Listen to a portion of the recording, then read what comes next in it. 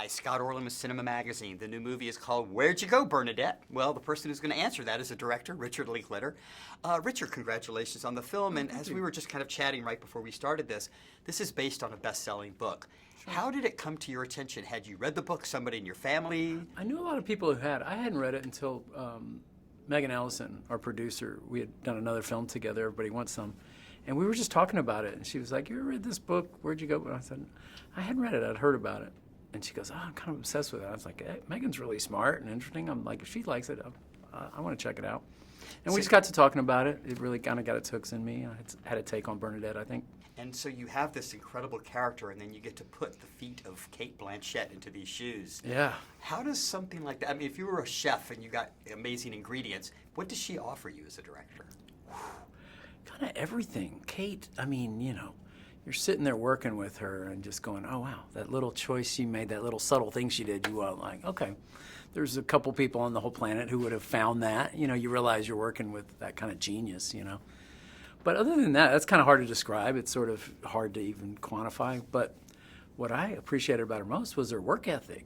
She just wanted to work hard. Like, hey, let's rehearse, let's do that, let's do it. You know, so I like anyone who wants to work hard and make everybody else, you know, work hard and be better and, you know, just get in sync with the production. Yeah, so she was a dream collaborator.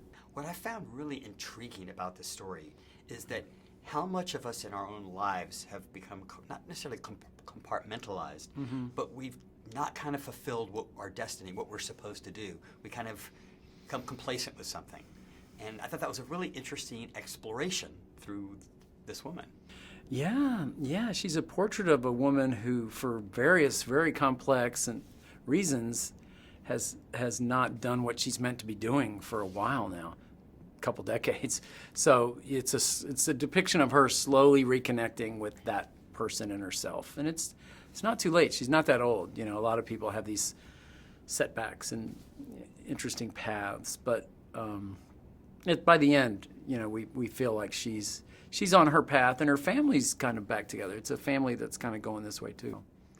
Well, you set the film in Seattle, and we get to see a city that normally we don't get to see cinematically, and then, without giving too much away to the audience, you take us somewhere totally different. And I remember the opening sequence. I thought, oh my God, that's one of the most tranquil, beautiful shots I've ever seen. Yeah. So for you as a filmmaker to go to Greenland and shoot, Yeah. which very few films do. Right. What did that afford you, or how did that inspire you cinematically? Well, you know, that's just a major thing in the book. She runs off to Antarctica.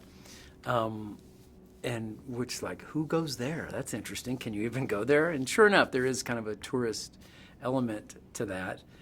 And so it was the way she went on an adventure, you know, we went on an adventure, the film. We had to, you know, we all kind of had that experience she had. It's really, I like that she's being kind of mystically drawn to a place, and I knew we would have to go there. And during that period, you can't go to Antarctica when we were filming, but up in the north, you know, there's icebergs, there's everything up there. So we had filmed down in Antarctica the winter before to get the shots. I don't know, technical reasons, but we filmed in both poles for this movie. How cold?